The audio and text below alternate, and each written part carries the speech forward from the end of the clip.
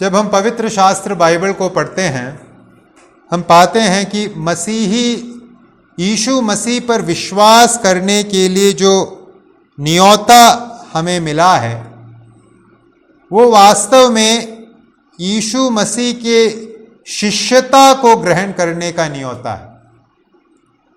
जब हम सुसमाचारों के वृत्तांतों को पढ़ते हैं, हम पाते हैं यीशु मसीह ने जो आह्वान किया वो है, मेरे पीछे हो लो, मेरे पीछे चलो। प्रभु यीशु मसीह ने अपने सेवकाई के शुरुआत से लोगों को केवल विश्वास करने के लिए नहीं बुलाया था कि मेरे ऊपर विश्वास करो, बस। प्रभु यीशु मसीह ने विश्वास करने के साथ साथ प्रभु के पीछे पीछे चलने के लिए लोगों को बुलाया। यीशु मसीह की शिष्यता को ग्रहण करने के लिए लोगों को बुलाया। जिस मार्ग पर वह चल रहे थे, उस मार्ग पर चलते रहने के लिए प्रभु यीशु मसीह ने लोगों को बुलाया। मत्ती रचित सुसमाचार उसके 4 अध्याय में हम शुरुआती प्रेरितों के बुलाहट के बारे में पढ़ते हैं। पत्रस को, यूहन्ना को, याकूब को, अंद्रियास को प्रभु बुला रहे हैं। क्या है आह्वान? प्रभु क्या कह रहे हैं उनसे? मत्ती रचित सुसमाचार 4:18 से 22 तक के आयतों में हम देखते हैं परमेश्वर प्रभु यीशु क्या आह्वान दे रहे हैं। मेरे पीछे चल आओ, यह है आह्वान। पहले अंद्रियास और शमौन को प्रभु ने यह आह्वान दिया, उसके बाद अन्य भाइयों को, याकूब और यूहन्ना को भी प्रभु वही आह्वान देते हैं। क्या है आह्वान? मेरे पीछे हो लो। हमें मालूम है प्रभु यीशु मसीह ने क्या आज्ञा दी इस संसार को छोड़कर जाने से पहले। हमने उस आज्ञा को भी सीखा है। प्रभु यीशु मसीह ने अपने जीवन काल में न केवल अपने शिष्यता को ग्रहण करने के लिए लोगों को बुलाया, परंतु इस संसार से जाते समय भी यही जिम्मेदारी अपने चेलों को सौंपी कि तुम क्या करो। मत्ती 28:19 और 20,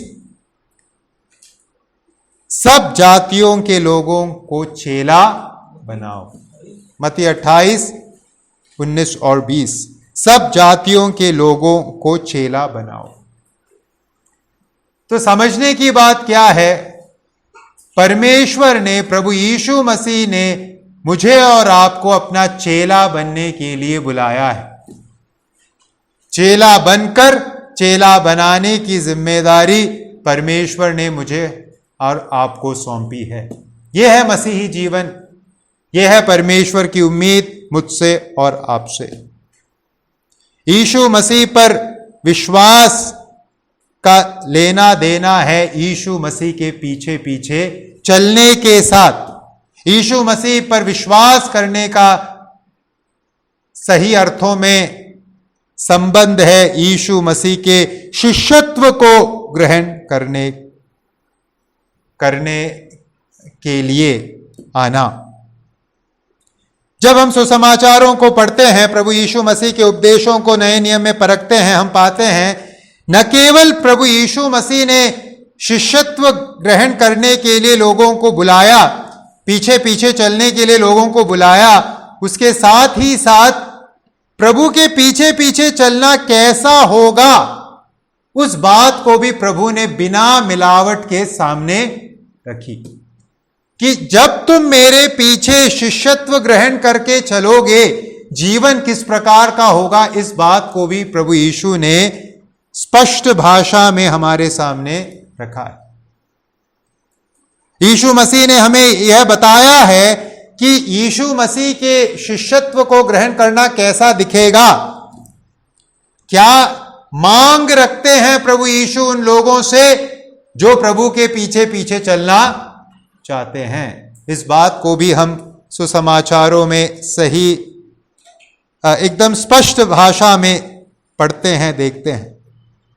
जैसा मैं समझता हूं, हम में से जितने यहां बैठे हैं, हम में से अधिकतर लोगों ने प्रभु यीशु मसीह के शिष्यत्व को ग्रहण किया है। लेकिन आज मैं इस समय का इस्तेमाल करना चाहता हूं, फिर से हमारे सामने उन बातों को दोहराने के लिए, अपने आप को फिर से परिचित कराने के लिए, उन शर्तों के साथ या उन मांगों के साथ जो प्रभु हमारे सामने रखते हैं, अगर हम प्रभु के पीछे पीछे चलना चाहते हैं। तो आज के संदेश का जो विषय है हमारा, वो है शिष्यता का मूल्य, मसीही शिष्यता का मूल्य। अगर हमें प्रभु यीशु मसीह के शिष्यत्व को ग्रहण करना है, यीशु मसीह के शिष्यता को ग्रहण करके आगे बढ़ना है, क्या मूल्य चुकाना होगा, यह है आज का हमारा विषय। और इस विषय में सीखने के लिए मैं आपका ध्यान आकर्षित करना चाहूंगा लूका रचित सुसमाचार अध्याय नंबर 9 57 से लेकर 62 तक के आयतों की तरफ। लूका रचित सुसमाचार अध्याय नंबर 9 57 से लेकर उस अध्याय के अंत तक 62 तक। आइए हम अपने आप को फिर से परिचित कराएं यीशु मसीह के शिष्यता से जुड़े मूल्य के साथ, और आइए हम पुनः अपने आप को समर्पित करें कि हम इस मांग के अनुसार अपने जीवन को जीते रहेंगे। आइए हम इस भाग को पढ़ें। लूका रचित सुसमाचार 9 का 57 से 62 इस प्रकार से लिखा है। जब वे मार्ग में जा रहे थे तो किसी ने उससे कहा, जहां जहां तू जाएगा मैं तेरे पीछे हो लूंगा। यीशु ने उससे कहा, लोमड़ियों के भट्ट और आकाश के पक्षियों के बसेरे होते हैं, पर मनुष्य के पुत्र को सिर धरने की भी जगह नहीं। उसने दूसरे से कहा, मेरे पीछे हो ले। उसने कहा, हे प्रभु, मुझे पहले जाने दे कि अपने पिता को गाड़ दूं। उसने उससे कहा, मरे हुओं को अपने मुर्दे गाड़ने दे, पर तू जाकर परमेश्वर के राज्य की कथा सुना। एक और ने भी कहा, हे प्रभु, मैं तेरे पीछे हो लूंगा, पर पहले मुझे जाने दे कि मैं अपने घर के लोगों से विदा ले आऊं। यीशु ने उससे कहा, जो कोई अपना हाथ हल पर रखकर पीछे देखता है, वह परमेश्वर के राज्य के योग्य नहीं। प्रभु इन वचनों के द्वारा हम सबसे बातें करें। इन आयतों में प्रभु यीशु मसीह, यीशु का चेला बनने का मूल्य क्या है, उस बात को स्पष्ट भाषा में हमारे सामने प्रस्तुत कर रहे हैं। प्रभु किसी गलत फहमी में हमें रखना नहीं चाहते। जो मांग है उसे सर्वप्रथम स्पष्टता से प्रभु हमारे सामने रखते हैं। यहां इस भाग में हमने क्या देखा, 3 व्यक्तियों के साथ प्रभु का संवाद हो रहा है। ये कौन है हमें नहीं मालूम, इनकी पहचान, एक को छोड़कर बाकियों की पहचान के बारे में हमें नहीं मालूम। यहां जो संवाद चेला बनने के विषय में प्रभु का हो रहा है इन 3 लोगों के साथ, जो संवाद शुरुआती चेलों के साथ हुआ, पत्रस के साथ या अंद्रियास के साथ या यूहन्ना या याकूब के साथ, उससे अलग है। किस बात में अलग है? वहां हमें मालूम है किस व्यक्ति के साथ संवाद हो रहा है, और उस व्यक्ति ने तुरंत प्रभु के पीछे पीछे चलने का फैसला लिया। अपने नाव को, अपने जाल को, अपने बिजनेस को सब छोड़कर प्रभु के पीछे शुरुआती चेले हो गए। लेकिन यहां हमें नहीं मालूम इन व्यक्तियों का नाम क्या है, हमें नहीं मालूम इनकी प्रतिक्रिया क्या रही। इस प्रकार का कोई भी ब्यौरा इन व्यक्तियों के बारे में यहां नहीं दिया। इस भाग का अगर कोई इस्तेमाल है, अगर कोई उपयोग है या मकसद है, वो यही है कि हम जानें कि परमेश्वर, चाहे वो कोई भी व्यक्ति क्यों ना हो, क्या उम्मीद रखता है कि हम किस प्रकार का मूल्य चुकाकर परमेश्वर के पीछे पीछे चलें। तो आइए हम इन आयतों में से शिष्यता के मूल्य से जुड़े 3 सिद्धांतों को सीखें। पहला सिद्धांत, मसीही शिष्यता को ग्रहण करने से क्या है तात्पर्य? मसीही शिष्यता को ग्रहण करने का अर्थ है कठिनाइयों को ग्रहण करना। मसीही शिष्यता को ग्रहण करने का अर्थ है कठिनाइयों को ग्रहण करना। 57 और 58, जब वे मार्ग से जा रहे थे तो किसी ने उससे कहा, जहां जहां तू जाएगा मैं तेरे पीछे हो लूंगा। यीशु ने उससे कहा, लोमड़ियों के भट्ट और आकाश के पक्षियों के बसेरे होते हैं, पर मनुष्य के पुत्र को सिर धरने की भी जगह नहीं। जो पहली शर्त प्रभु यीशु मसीह प्रभु के पीछे चलने वाले व्यक्ति या प्रभु के पीछे पीछे चलने के इरादे को रखने वाले व्यक्ति के सम्मुख रखते हैं, वो है कठिनाइयों को ग्रहण करने के लिए क्या तुम तैयार हो? तैयारी है? भाई और बहनों, जब हम इस जमाने में यीशु मसीह के नाम से किए जाने वाले प्रचार संदेशों को सुनते हैं, यूट्यूब में या शुभ संदेश चैनल में या अन्य किसी चैनल में, 100 में से 90 समय आपको क्या सुनने को मिलेगा? यीशु मसीह के पास आओ तुम्हें घर मिल जाएगा, यीशु मसीह के पास आओ तुम्हें नौकरी मिल जाएगी, यीशु मसीह के पास आओ तुम्हें चंगाई मिल जाएगी, यीशु मसीह के पास आओ तुम्हें सब कुछ, ये संसार मिल जाएगा। यह है संदेश जो सुनने को मिलता है। और भीड़ के भीड़ ऐसे संदेश सुनाने वालों के पीछे जाती है। लेकिन ध्यान दीजिए, यीशु मसीह ने क्या संदेश सुनाया? यीशु मसीह का नाम लेकर लोग जो संदेश सुना रहे हैं वो है, आप यीशु के पीछे आओ घर मिल जाएगा। यहां इस व्यक्ति से प्रभु क्या कह रहे हैं? यहां एक व्यक्ति आता है प्रभु के पास और बड़ी लालसा के साथ कहता है, क्या कहता है? जहां जहां तू जाएगा मैं तेरे पीछे हो लूंगा। प्रभु यीशु इस व्यक्ति को क्या उत्तर देते हैं? ठीक है, तुम मेरे पीछे आना चाहते हो, लेकिन सोच लो, समझ लो। क्या समझना है? 58, लोमड़ियों के भट्ट और आकाश के पक्षियों के बसेरे होते हैं, पर मनुष्य के पुत्र को सिर धरने की भी जगह नहीं। मनुष्य के पुत्र से तात्पर्य है यीशु मसीह के पास सिर धरने की भी जगह नहीं।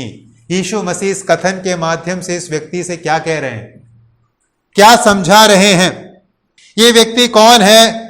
मत्ती के सुसमाचार 8वें अध्याय को जब हम पढ़ते हैं, वहां इसके पहचान के बारे में बताया गया। ये एक शास्त्री है, परमेश्वर की व्यवस्था को सीख कर अर्थ बताने वाला गुरु है। ये व्यक्ति शास्त्री है। यह व्यक्ति, इस व्यक्ति को प्रभु क्या बता रहे हैं? हमें मालूम है सर धरने की जगह को हम क्या कैसे देखेंगे? एक अनिवार्य आवश्यकता या एक फिजूल की आवश्यकता? एक बुनियादी आवश्यकता या एक अमीरी के निशानी वाली आवश्यकता? क्या है सर धरने की जगह? एक बुनियादी आवश्यकता, सबसे क्या कहेंगे, न्यूनतम आवश्यकता, जिसको जो केवल मनुष्यों के पास नहीं है परंतु जानवरों के पास भी मौजूद है। उनके पास भी, लोमड़ी के पास, आकाश के पक्षियों के पास भी अपने बसेरे हैं, अपनी गुफा है, अपना सर धरने के लिए एक स्थान है।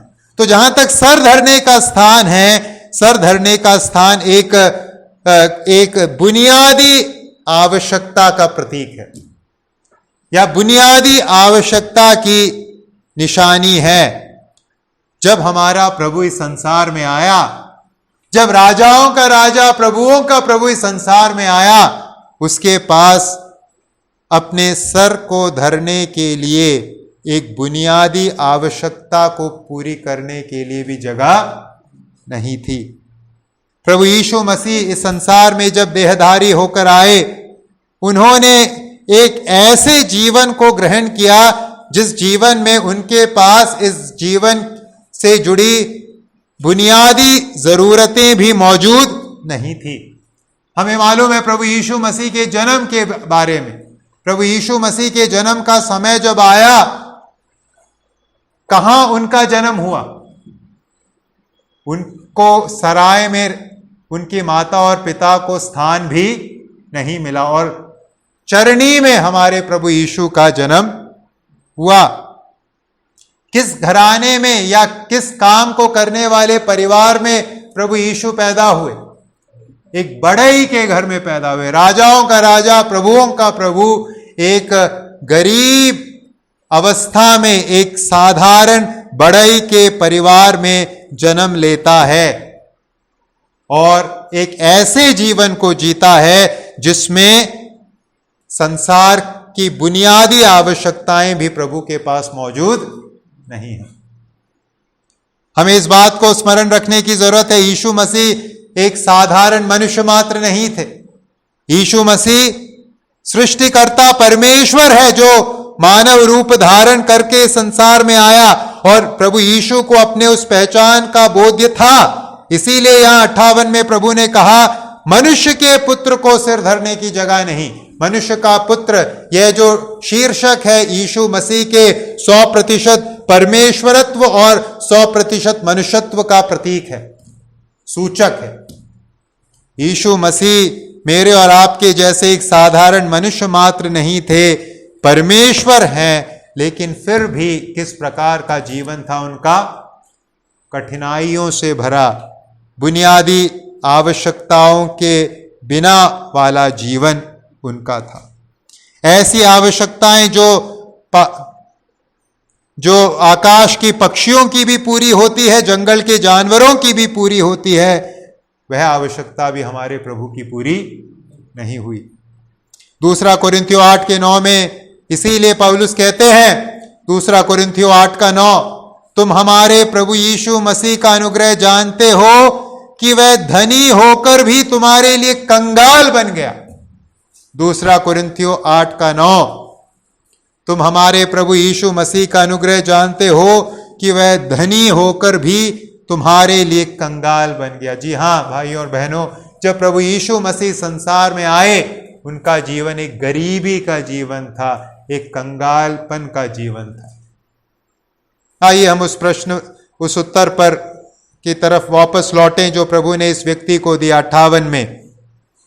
प्रभु यीशु मसीह इस उत्तर के माध्यम से इस व्यक्ति को क्या बता रहे हैं? क्या समझ प्रभु यीशु मसीह इस व्यक्ति को देना चाहते हैं? अगर तुम एक ऐसे व्यक्ति के पीछे पीछे चलोगे जिसके पास सर धरने की जगह नहीं, तुम्हारा जीवन कैसा होगा? किस प्रकार का होगा? आरामदायक, गुलाब से भरे हुए एक क्या कहेंगे, पलंग के जैसा जीवन, आरामदायक जीवन, एक संसार के सब प्रकार के सुख विलास से भरा हुआ जीवन होगा? नहीं। प्रभु यीशु मसीह इस उत्तर के माध्यम से इस व्यक्ति से कह रहे हैं कि तुम्हें मेरे पीछे आना है तो यह जानते हुए आना है कि मेरे पीछे चलना कठिनाइयों को अपनाने के बराबर है। क्या तुम तैयार हो? यीशु मसीह के शिष्यत्व को ग्रहण करना कठिनाइयों को अपनाने के बराबर है। क्या तुम तैयार हो? तुम्हें अपना घर छोड़ना होगा, तुम्हें मेरे पीछे पीछे चलना होगा। मेरे पास घर नहीं है, मेरे पास बुनियादी आवश्यकताएं भी नहीं है, जरूरतें, बुनियादी जो नेसेसिटीज हैं वो भी मेरे पास नहीं है। क्या तुम मेरे पीछे चलना चाहते हो? ये जानते हुए, यह है प्रभु यीशु मसीह का कहना। ये व्यक्ति यीशु मसीह के पास आने से पहले शायद उसने इस बात का आंकलन नहीं किया कि यीशु मसीह के पीछे पीछे चलना कैसा है। एक ऐसे बच्चे के माफिक जिसने सड़क में पुलिस को देखा, हाँ पुलिस वर्दी में है, उसके पास एक गन है, और बच्चे ने क्या कहा, मुझे भी क्या बनना है, मुझे भी पुलिस वाला बनना है। उसने इस बात को नहीं सोचा कि पुलिस वाले के जीवन में किस किस प्रकार के कष्ट हैं, रात दिन ड्यूटी करनी पड़ती है, घर में जाने का समय फिक्स नहीं है, कैसे कैसे लोगों के साथ लेना देना होता है। ये सब पहलू को बच्चे ने नहीं सोचा। वर्दी में खड़ा है, उसके पास बंदूक है, तो मुझे भी क्या बनना है अब, पुलिस वाला। नादानी से भरा निर्णय। इस व्यक्ति ने भी शायद अपने नादानी में प्रभु से आकर कहा, जहां जहां तू जाएगा मैं तेरे पीछे हो लूँगा। प्रभु इसे उसके नादानी में रखना नहीं चाहते। प्रभु कहते हैं मेरे पीछे पीछे चलने का मतलब है कष्टों और संकट में अपने जीवन को बिताना। तैयार हो मेरी शिष्यता को ग्रहण करने के लिए? कष्ट और संकट में जीवन बिताने के लिए क्या तुम तैयार हो? भाइयों और बहनों, आज हमने भी प्रभु यीशु मसीह के शिष्यत्व को ग्रहण करने का दावा किया है। हम भी प्रभु यीशु मसीह के पीछे पीछे चल रहे हैं।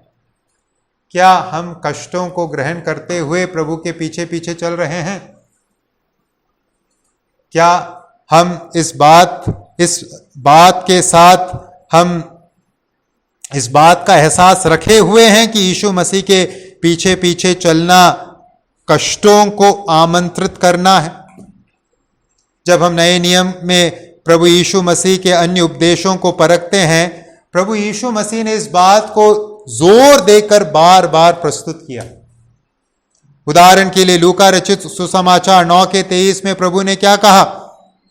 लूका रचित सुसमाचार 9:23, उसने सबसे कहा, यदि कोई मेरे पीछे आना चाहे तो अपने आप से इनकार करे और प्रतिदिन अपना क्रूस उठाए हुए मेरे पीछे हो।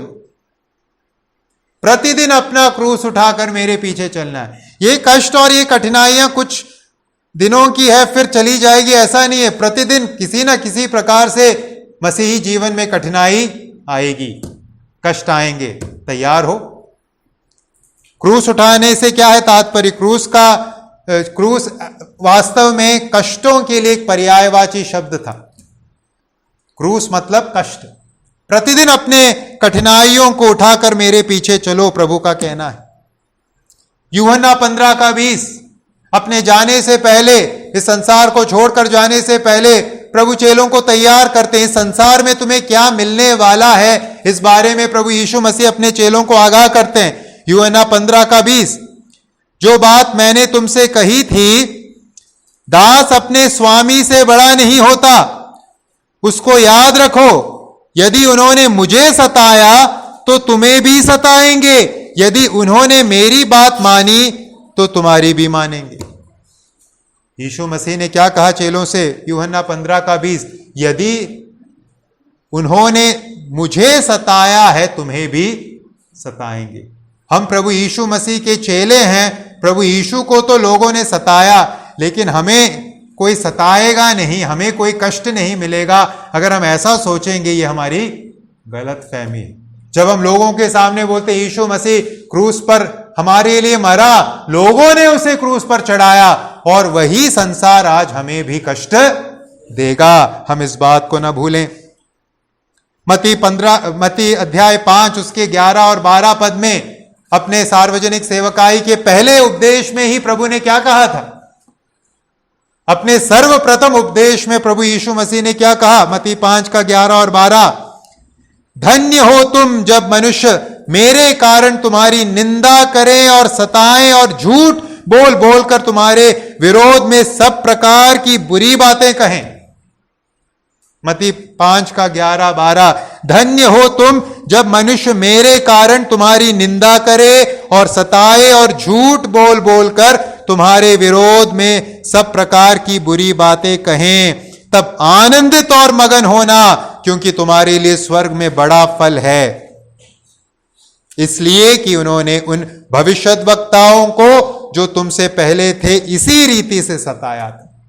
देखिए, प्रभु यीशु मसीह ने हमें किसी प्रकार से गलतफहमी में नहीं रखा। शुरुआत से, अपने सार्वजनिक जीवन के शुरुआत से अंत तक प्रभु चेलों से यही कहते रहे, मेरे पीछे आओगे तो जो कष्ट मैंने उठाए हैं या मुझे जीवन में कष्ट मिला है, तुम्हें भी जीवन में कष्ट मिलेगा। इस संसार से तुम्हें इज्जत और इस संसार से तुम्हें प्रतिष्ठा प्राप्त होने वाली नहीं है। जान लो, समझ लो। प्रभु के चेलों ने क्या कहा? पौलुस ने अपने लेखों में क्या लिखा? फिलिपियों 1:29, क्योंकि मसीह के कारण तुम पर यह अनुग्रह हुआ कि न केवल उस पर विश्वास करो पर उसके लिए दुख भी उठाओ। यह अनुग्रह हुआ है हम पर। कि न केवल हम विश्वास करें, विश्वास करने के साथ साथ क्या करें, यीशु के लिए दुख उठाएं। एक ही सिक्के के दो अलग अलग पहलू हैं। एक चेहरा है विश्वास करना, उसी का दूसरा चेहरा है कष्ट उठाना, दुख उठाना। प्रभु ने स्पष्ट कहा है। दूसरा तिमुथियुस 3:12 पर जितने मसीह यीशु में भक्ति के साथ जीवन बिताना चाहते हैं वे सब सताए जाएंगे। दूसरा तिमुथियुस 3:12 पर जितने मसीह यीशु में भक्ति के साथ जीवन बिताना चाहते हैं वे सब सताए जाएंगे। अगर हम यीशु मसीह में भक्ति के साथ जीवन बिताना चाहेंगे, भक्ति का मतलब क्या है, यीशु मसीह के पीछे पीछे चलते हुए, यीशु मसीह के कहे हुए मार्गों में जब हम आगे बढ़ना चाहेंगे तो क्या हमें उठाना होगा, अनिवार्य रूप से हम सताए जाएंगे। भाई और बहनों, पवित्र शास्त्र बाइबल के माध्यम से परमेश्वर ने स्पष्ट हमें ये चेतावनी दी है। यीशु मसीह के पीछे पीछे चलने का अर्थ है कष्ट उठाना। यीशु मसीह के पीछे पीछे चलने का अर्थ है संसार से सताव का सामना करना। प्रभु ने यह बात हमें सिखाया है और जब हम इतिहास में मुड़कर देखते हैं हम इसी सच्चाई को इतिहास में पाते हैं। यीशु मसीह के ज़माने में, प्रेरितों के ज़माने में यहूदियों ने प्रभु के लोगों का विरोध किया। फिर आगे आप 2री, 3री, 4थी सदी में आगे बढ़ते हो तो रोमी साम्राज्य ने प्रभु के लोगों का विरोध किया। फिर आप आगे इतिहास में जाते हो तो नामधारी कलीसिया ने प्रभु के लोगों का विरोध किया। और इस जमाने में जब हम आते हैं, अलग अलग प्रकार से ये विरोध का सिलसिला आज भी जारी है, उसमें कोई ढील बरती नहीं गई है। और जैसे जैसे प्रभु का आगमन नजदीक आता जाएगा विरोध बढ़ता जाएगा, क्योंकि शैतान की व्याकुलता और अधिक बढ़ रही। तो आइए हम अपने आप को स्मरण दिलाएं, क्या है मसीह यीशु के पीछे पीछे चलने का अर्थ? दुख, कष्ट, निंदा, परिहास, सताव को उठाना। तैयार हो? प्रभु यीशु इस व्यक्ति से कहते हैं, अगर कठिनाइयों को तुम उठा नहीं सकते, मेरे पीछे पीछे मत आओ। कठिनाइयां आएंगी मेरे पीछे पीछे आते समय, वो दी गई हैं तुम्हें, दे दी गई हैं तुम्हें। लेकिन एक और बात हमें स्मरण रखने की जरूरत है कि इन कठिनाइयों के मध्य भी प्रभु ने एक प्रावधान रखा है। ऐसा नहीं है कि प्रभु ने कहा मेरे पीछे पीछे आओगे, कठिनाइयां ही कठिनाइयां हैं, जीवन एकदम गया गुजरा है। नहीं, कठिनाइयां हैं, लेकिन इन कठिनाइयों के मध्य भी प्रभु ने क्या प्रावधान रखा है? अपनी शांति को प्रभु हमें देकर गए हैं। यूहन्ना 14:27 में प्रभु कहते हैं, यूहन्ना 14:27, मैं तुम्हें शांति दिए जाता हूं, अपनी शांति तुम्हें देता हूं, जैसा संसार देता है मैं तुम्हें नहीं देता। तुम्हारा मन व्याकुल ना हो और न डरे। कठिनाइयां हैं, व्याकुलताएं हैं, अंदर डर है। जब हम प्रभु के पीछे पीछे जाते हैं, मैं नहीं समझता ऐसा कोई भी व्यक्ति है जो प्रभु के पीछे पीछे चलता है और अंदर किसी प्रकार की व्याकुलता या डर ना हो। लेकिन संग क्या है? शांति, प्रभु की शांति जो हमें आगे बढ़ने में सहायता करती है। दूसरा तिमुथियुस 1:7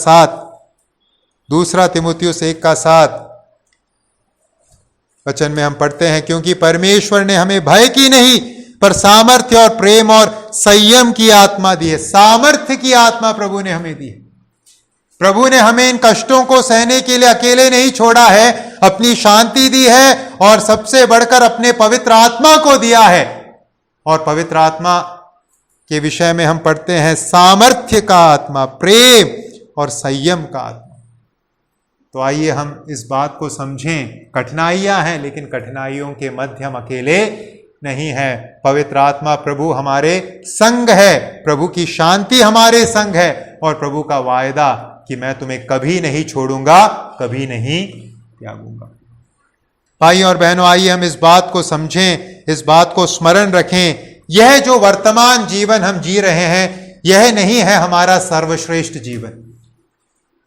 ये जो वर्तमान जीवन मैं और आप जी रहे हैं, ये नहीं है हमारा सर्वश्रेष्ठ जीवन। हमारा सर्वश्रेष्ठ जीवन हमारा इंतजार कर रहा है, जब हमारा प्रभु आएगा और अपने राज्य को स्थापित करेगा और हम अपने प्रभु के साथ सदा सर्वदा के लिए राज करेंगे। वो होने वाला है हमारा सर्वश्रेष्ठ जीवन।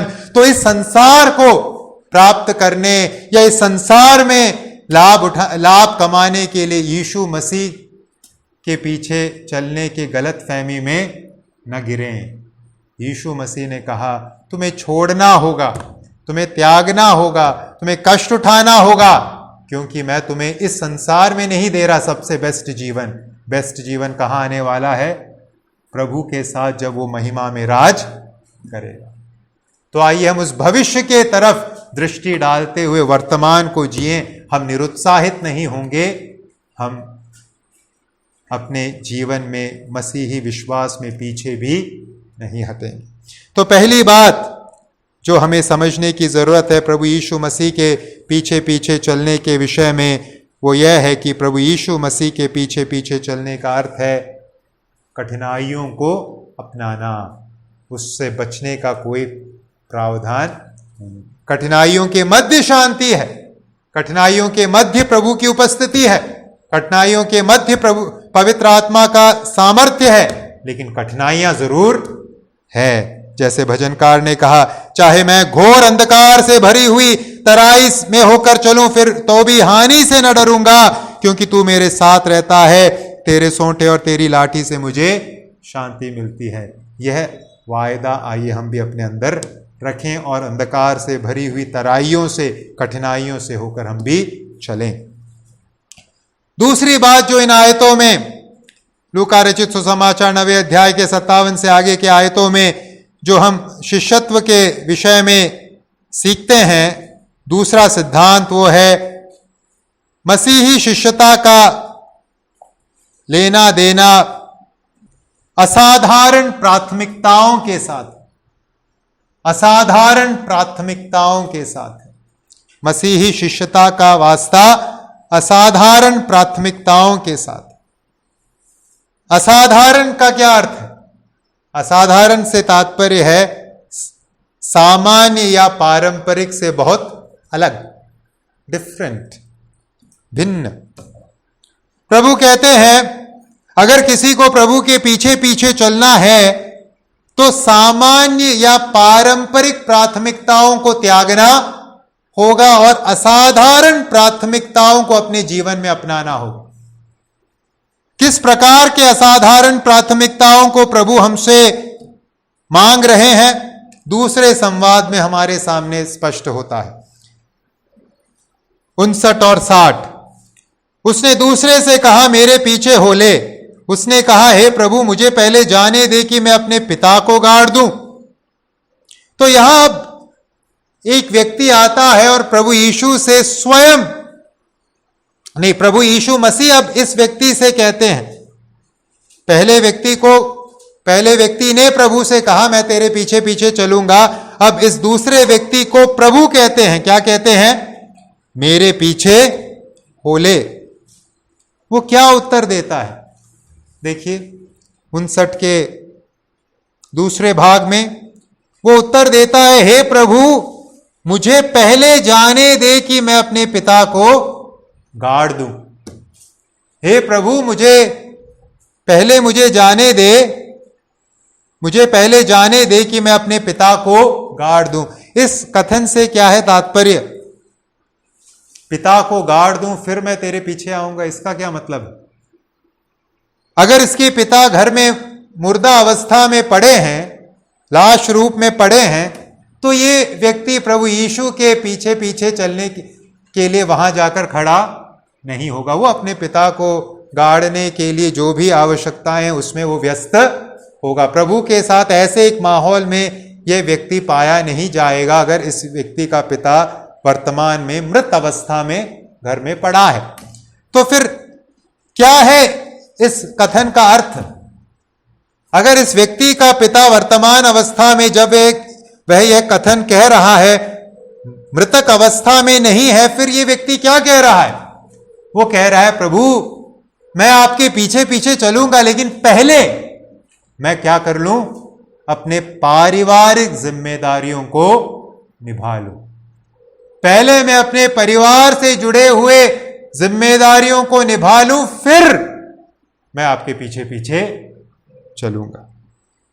यहां बात किसकी हो रही है? प्राथमिकता की हो रही है। पिता को गाड़े जाने की बात यहां नहीं हो रही, प्राथमिकता की हो रही है। इस व्यक्ति ने कहा, पहले मुझे क्या करना है? अपने परिवार को संभालना है, फिर मैं आपके पीछे पीछे आ सकता हूं। उसने कहा नहीं आ सकता हूं, लेकिन उसके उस कथन से इस प्रकार से प्रतीत होता है। प्रभु यीशु मसीह ने क्या कहा उत्तर में? 60 में प्रभु ने कहा, मरे हुओं को अपने मुर्दे गाड़ने दे, पर तू जाकर परमेश्वर के राज्य की कथा सुना। मरे हुओं को अपने मुर्दे गाड़ने दे। यहां प्रभु क्या मांग रख रहे हैं? यहां प्रभु एक असाधारण प्राथमिकता की मांग रख रहे हैं। जहां तक इस व्यक्ति का सवाल है, इस व्यक्ति ने साधारण प्राथमिकता के अंतर्गत बात कही कि पहले घर, पहले परिवार, पहले यह जीवन, फिर मैं आपके विषय में सोचूंगा। मुझे याद है बचपन में जब मैं सुसमाचार सुनाने जाता था, कई बार लोगों ने मुझसे कहा, तुम्हारी उम्र नहीं है ऐसी बातें कहने की, तुम जाओ पढ़ो लिखो नौकरी करो पैसा कमाओ, फिर जब रिटायर हो जाओगे तब ऐसी बातें करो, तुम अभी से ऐसी बातें क्यों कर रहे हो? यह व्यक्ति भी उसी विचारधारा का था। इसकी प्राथमिकताएं भी साधारण थी, सांसारिक थी। पहले संसार, फिर बचा हुआ भाग परमेश्वर का। लेकिन परमेश्वर किस प्रकार की प्राथमिकता मांग रहे हैं?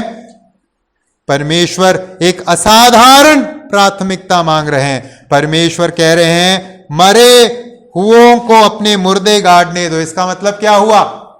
जो आत्मिक रूप से मरे हुए हैं, जिनका परमेश्वर के साथ संबंध नहीं है, जो संसार के लोग हैं, वो संसार के कार्यों में व्यस्त रहने दो, संसार के पीछे उन्हें जाने दो, तुम मेरे पीछे पीछे बोलो। भाई और बहनों, आइए हम अपने प्राथमिकताओं को जांचें। आइए हम अपने प्राथमिकता की सूची देखें।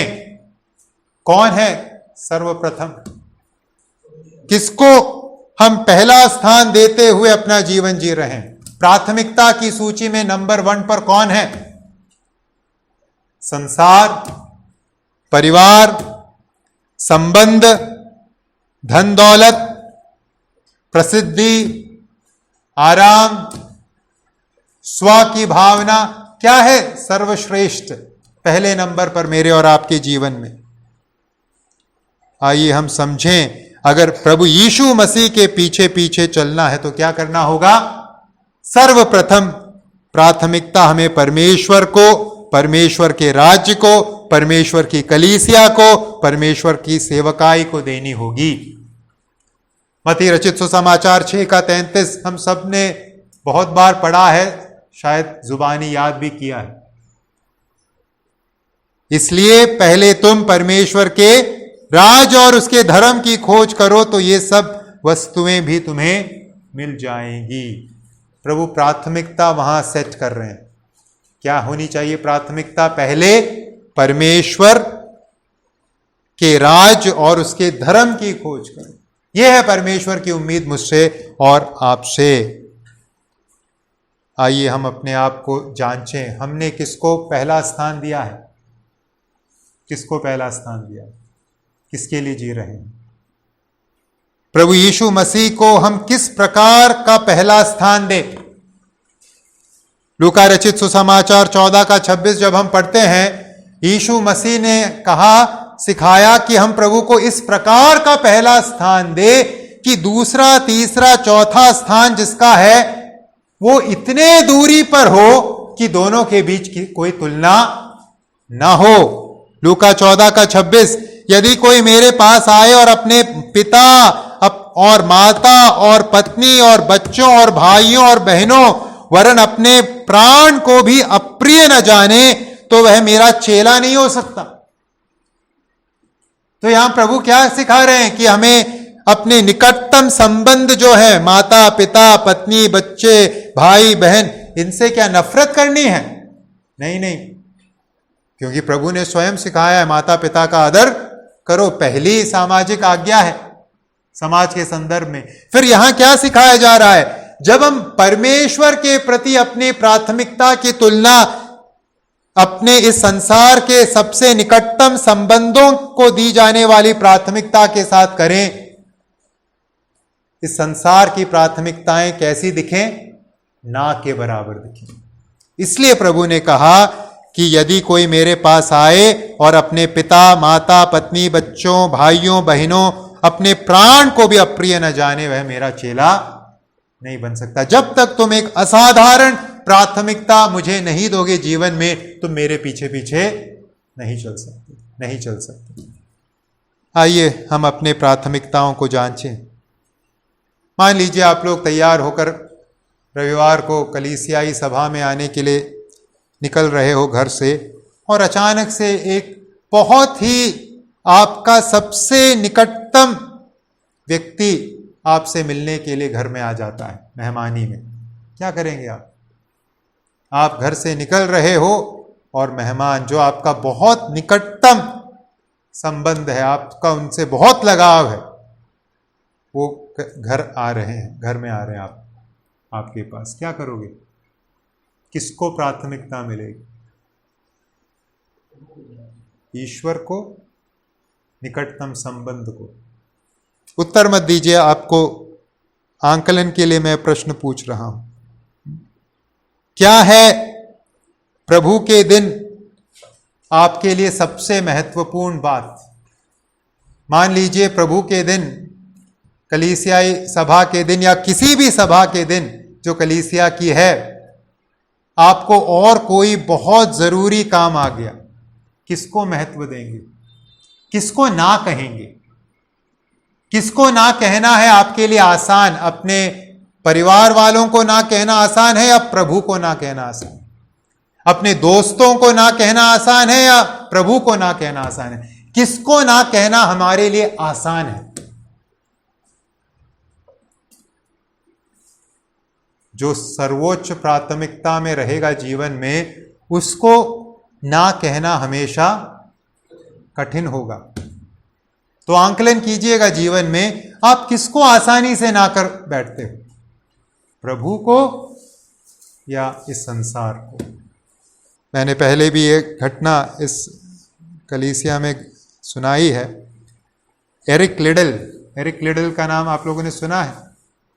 एक ब्रिटिश धावक हुआ करता था।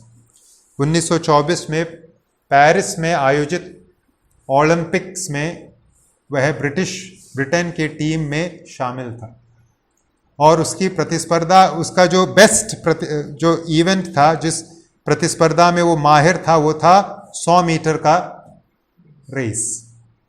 100 मीटर के रेस में उसे गोल्ड मिलेगा, ये सबको मालूम था। वो बेस्ट था, अब सबसे उत्तम था वो उस 100 मीटर रेस में। लेकिन 100 मीटर रेस के लिए जो क्वालिफाइंग दौड़ थी, उसमें शामिल होने के लिए जो दौड़ थी, उसे रविवार को आयोजित किया गया था। और एरिक लिडल ने क्या किया? एरिक लिडल ने कहा, प्रभु के दिन मैं दौड़ नहीं दौड़ूंगा। Gold medal, Olympic gold medal उसे मिलना पक्का है, लेकिन उसने कहा प्रभु मेरी प्राथमिकता है, प्रभु की कलीसिया मेरी प्राथमिकता है, मैं प्रभु के दिन दौड़ नहीं दौड़ने वाला। 100 मीटर के क्वालिफाइंग रेस में वो दौड़ा नहीं और उसको उस प्रतिस्पर्धा में भाग लेने का अवसर नहीं मिला। लेकिन उसे दूसरे कुछ प्रतिस्पर्धाओं में दौड़ने के लिए मौका मिला, जो उसका बेस्ट इवेंट नहीं था, उसमें उससे कोई उम्मीद नहीं थी। 200 मीटर और 400 मीटर। और क्या हुआ मालूम है आपको? उन प्रतिस्पर्धाओं में वो दौड़ा और एक में उसे कांस्य पदक मिला और एक में उसे गोल्ड मेडल मिला 400 मीटर में, और एक विश्व रिकॉर्ड उसने स्थापित किया। ये है एरिक लिडल। ये है हमसे पहले यीशु पर विश्वास करके जीवन जिए लोगों की कहानी। हम भी उसी यीशु पर विश्वास करने का दावा करते हैं। एरिक लिडल ओलंपिक्स का गोल्ड प्रभु के लिए छोड़ने के लिए तैयार था, वो थी उसकी प्राथमिकता। मेरी और आपकी क्या है प्राथमिकता? ये सेट करने की अब जरूरत। हम गलत फहमी में ना रहे। एक हाथ में संसार, एक हाथ में प्रभु, दोनों को पाना है। हम अपने आप को मूर्ख बना रहे हैं। संसार को छोड़ के सलीब को लेकर प्रभु के पीछे चलना ही है मसीही जीवन। तो आइए हम अपने प्राथमिकता को देखें। और जब प्रभु हमसे ये मांग रख रहे हैं कि पहली प्राथमिकता मुझे दो, प्रभु यीशु ने क्या किया है उसे भी ना भूलिएगा। प्रभु यीशु मसीह ने मुझे और आपको कौन सी प्राथमिकता दी? पहली प्राथमिकता, दूसरी प्राथमिकता, बची कुची प्राथमिकता। स्वर्ग का परमेश्वर, सृष्टिकर्ता परमेश्वर, महिमामय परमेश्वर स्वर्ग की महिमा को छोड़कर दास रूप धारण करके गरीब बनकर इस संसार में आता है और क्रूस पर अपने लहू को बहाता है मुझे और आपको नया जीवन देने के लिए। ये कौन सी प्राथमिकता को दर्शाता है? अगर हम प्रभु के लिए पहली प्राथमिकता में नहीं होते तो ये कभी होता नहीं। हमें पहली प्राथमिकता देकर अब प्रभु हमसे कहते तुम भी मुझे पहली प्राथमिकता दो, तुम घाटे में नहीं रहोगे। प्रभु कहते हैं जैसे मत्ती 6:33 में पढ़ा, ये सब बातें तुम्हें दे दी जाएगी। एरिक लिडल ने प्रभु को पहली प्राथमिकता दी, घाटे में रहा। एक ही सोना मिलता, अब एक ब्रॉन्ज भी उसे मिल गया। कोई भी प्रभु के लिए घाटा उठाकर यह नहीं कह सकता जीवन के अंत में कि मैंने प्रभु की सेवा की, मैं घाटे में रहा। ऐसा होता नहीं है, क्योंकि वो राजाओं का राजा है, प्रभुओं का प्रभु, कर्ज नहीं रखता। तो भाइयों और बहनों, प्रभु को प्राथमिकता देना, पहली प्राथमिकता देना ही वास्तव में लाभ है। इस बात को समझते हुए प्रभु को प्राथमिकताएं दें, प्रभु को पहली प्राथमिकता दें। तीसरी और अंतिम बात जो मैं आपके सम्मुख रखना चाहता हूं इन आयतों में से, शिष्यत्व के संबंध में। शिष्यत्व, मसीही शिष्यत्व का वास्ता एक चित्तता या एक निष्ठा के साथ। तीसरा सिद्धांत मसीही शिष्यता के संबंध में, मसीही शिष्यता का वास्ता एक चित्तता या एक निष्ठा के साथ है। एक चित्तता, एक निष्ठता से क्या है तात्पर्य? बड़े बड़े शब्द हैं। एक चित्त होना, अपनी निष्ठा को एक ही दिशा में बनाए रखना। प्राचीन जमाने में युद्ध के मैदान में जाने वाले घोड़े या युद्ध के मैदान में दौड़ने वाले घोड़े, उसकी विशेषता क्या होती है? या किसी भी घोड़े की विशेषता क्या है? वो अपने लक्ष्य को सामने देखकर वो दौड़ता है, एक चित्त होकर दौड़ता है, इधर उधर उसका ध्यान नहीं जाता, वो सीधे जाता है। मसीही जीवन में जब हम प्रभु के पीछे पीछे चलने के लिए बुलाए गए, प्रभु हमसे भी यही कह रहे हैं, तुम एक चित्त होकर मेरे पीछे चलो, दोहरे मन वाले मत बनो, अपना फैसला करके मेरे पीछे चलो। डाउट और कंफ्यूजन के साथ, शंकाओं और आशंकाओं के साथ, प्रश्न चिन्हों के साथ मेरे पीछे मत आओ। तीसरे संवाद में देखिए क्या हो रहा है। तीसरा व्यक्ति अब प्रभु के पास आता है और पहले के माफिक कहता है, हे प्रभु, मैं तेरे पीछे हो लूंगा, मैं तैयार हूं प्रभु आपके पीछे होने के लिए, लेकिन एक बात, एक शर्त है। क्या है शर्त? 61 में, पहले मुझे जाने दे कि अपने घर के लोगों से विदा ले आऊं। प्रभु, मैं आपके पीछे पीछे चलने के लिए तैयार हूं, लेकिन मैं क्या चाहता हूं, मैं एक बार घर जाऊं और अपने घर वालों से, परिवार से क्या मांग लूं? विदाई मांग लूं, और आपके पीछे पीछे फिर मैं चलूंगा। यह अनुरोध क्या किसी भी तरीके से आपको अनुचित लग रहा है क्या? प्रभु के पीछे पीछे चलने को जा रहा है, उससे पहले घर जाके विदाई मांगना चाहता है, इसमें क्या है समस्या? ये तो एकदम उचित है, अच्छा एक कार्य है, ऐसा तो करना चाहिए। पुराने नियम को जब हम पढ़ते हैं एलीशा ने भी इसी प्रकार का कार्य किया था। अगर आपको याद है, एलिया ने उसे बुलाया उसके पीछे चलने के लिए, तो एलीशा ने बोला पहले मैं जाके अपने पुराने काम धंधे को समाप्त करके आता हूं। वो गया, अपने खेत जोतने के यंत्र को उसने जला दिया, उसने बलि चढ़ाई और एलिया के पीछे पीछे हो लिया। तो पुराने नियम में जो उदाहरण है उसी के अनुरूप ये व्यक्ति भी करना चाहता है। लेकिन प्रभु क्या कहते हैं? इस व्यक्ति का जो उत्तर है पहले नजर में, देखने में, सुनने में उचित और निर्दोष लगेगा, लेकिन समस्या है। क्या है समस्या? प्रभु ने जो उत्तर दिया उसमें उस समस्या का हमें ज्ञान मिलता है। 62 में यीशु ने उससे कहा, जो कोई अपना हाथ हल पर रखकर पीछे देखता है वह परमेश्वर के राज्य के योग्य नहीं। खेत में हल के माध्यम से जोता जा रहा है, खेत जोता जा रहा है। अगर हल चलाते समय कोई पीछे मुड़कर देखेगा तो क्या होगा? काम चलेगा क्या? हल किस प्रकार से वो खेत जोतेगा? वो टेढ़े मेढ़े तरीके से उसका खेत जुत जाएगा।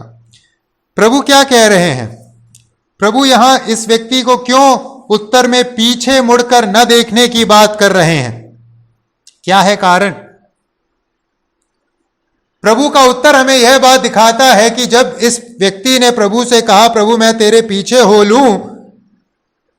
लूंगा पर पहले जाकर विदा ले लूं, ये इस बात को दर्शाता है कि यह व्यक्ति अब तक एक चित होकर, एक निष्ठा के साथ मन बनाकर यीशु के पीछे चलने वाला नहीं बना था। उसके अंदर शंकाएं थी, उसके अंदर प्रश्न चिन्ह थे। वो परिवार में जाकर लौटकर अनुमति लेना चाहता था। इसका क्या अर्थ हुआ?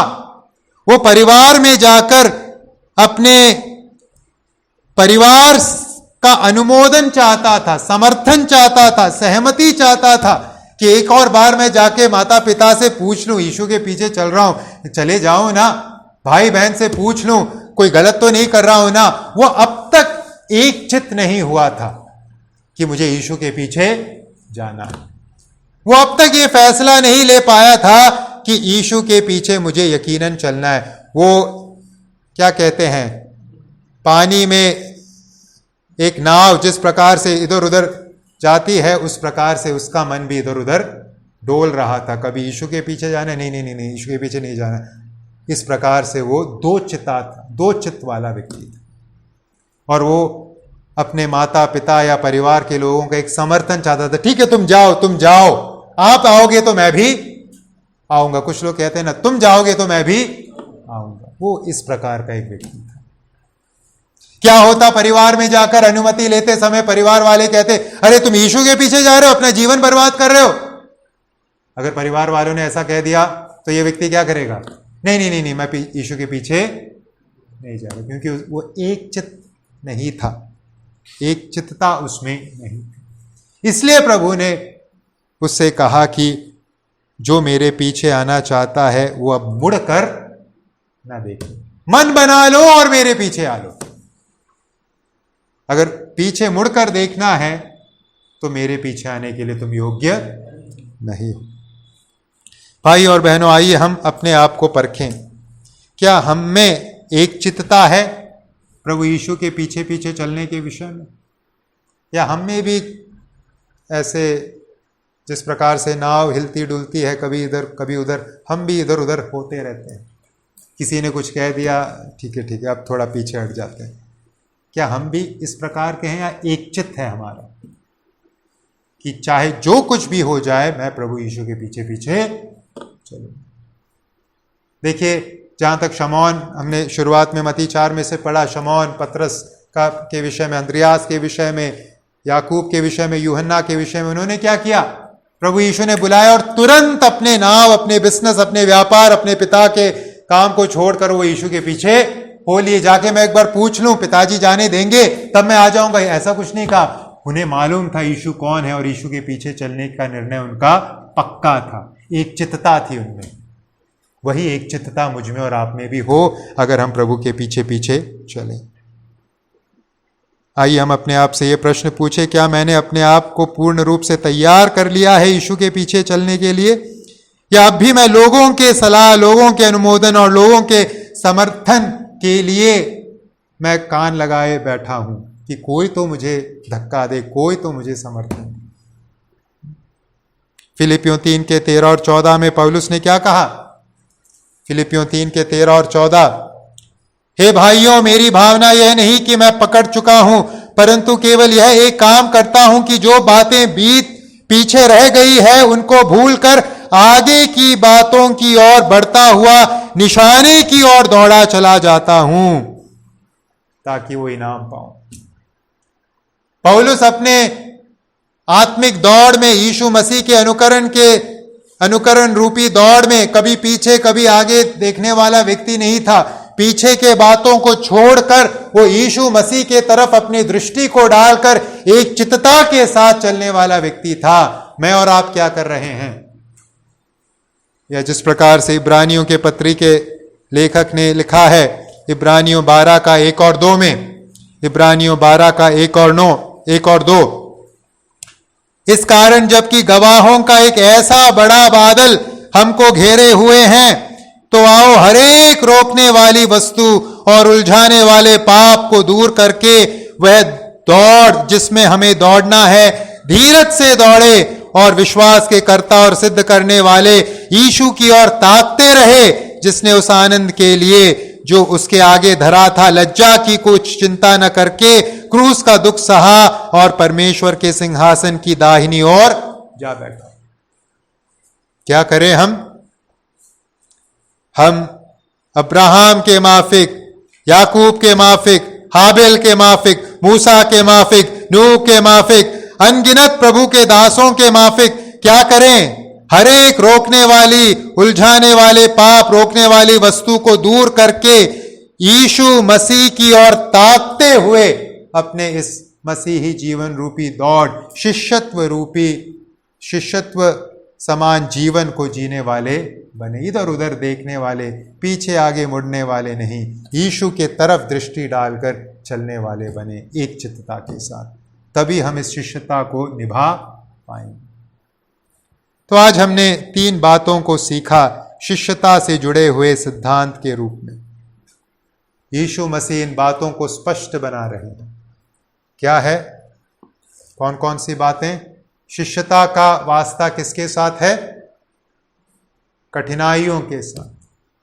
शिष्यता इक्वल टू कठिनाइयां, लेकिन कठिनाइयों के मध्य शांति और प्रभु की उपस्थिति, प्रभु का आनंद। दूसरी बात, शिष्यता का वास्ता किसके साथ है? असाधारण प्राथमिकताओं के साथ। क्या लोग आपके जीवन को देखकर बोलते हैं इनकी प्राथमिकताएं बहुत अजीब है, हमारे जैसे करते ही नहीं है, ऐसे बोलते हैं? हर एक मसीही के जीवन को देखकर इस संसार के लोगों को लगना चाहिए इनकी प्राथमिकताएं बड़ी अजीब है। रविवार को कमाई का दिन और ये क्लिनिक बंद करके रखते हैं, बड़े अजीब लोग हैं। क्या लोग हमारे बारे में ऐसा कहते हैं? असाधारण प्राथमिकता है शिष्यता का अर्थ। तीसरी बात, शिष्यता का वास्ता किसके साथ है? एक चित्तता के साथ। मन बना लिया है हमने अपना निशाना तय कर लिया। यीशु मसीह के ऊपर अपने ध्यान को रखते हुए अब हम क्या कर रहे हैं? चल रहे हैं। हमें इस संसार के लोगों की कोई परवाह नहीं है। एक बहुत प्रसिद्ध पुस्तक है द पिलग्रिम्स प्रोग्रेस, वो अपने ज़माने का हर ज़माने में हर एक मसीही को पढ़ना चाहिए, लेकिन वो हिंदी में मौजूद नहीं है। उसमें ये जो पिलग्रिम है, पिलग्रिम मतलब एक अभियात्री, वह स्वर्ग के धाम के तरफ जा रहा है और जाते समय वो क्या कर रहा है? अपने कान को बंद करके वो दौड़ रहा है। क्यों? क्योंकि उसके परिवार वाले, उसके दोस्त, उसके संबंधी, उसके समाज के लोग सब क्या कर रहे हैं? बुला रहे, अरे तुम कहाँ जा रहे हो, तुम कहाँ जा रहे हो? उसे इन सब से कोई परवाह नहीं है। उसने अपना मन बना लिया स्वर्ग के धाम के तरफ। अपने हृदय को लगाकर, अपने कान को बंद करके एक चित्तता के साथ वो सामने बढ़ रहा है। भाइयों और बहनों, हम क्या कर रहे हैं? प्रभु यीशु मसीह ने जो प्रिंसिपल्स है, सिद्धांत है, स्पष्ट कर दिया। अब चलना है या नहीं चलना, फैसला मुझे और आपको करना। तो प्रभु मेरी और आपकी सहायता करे। प्रभु के नाम की महिमा हो।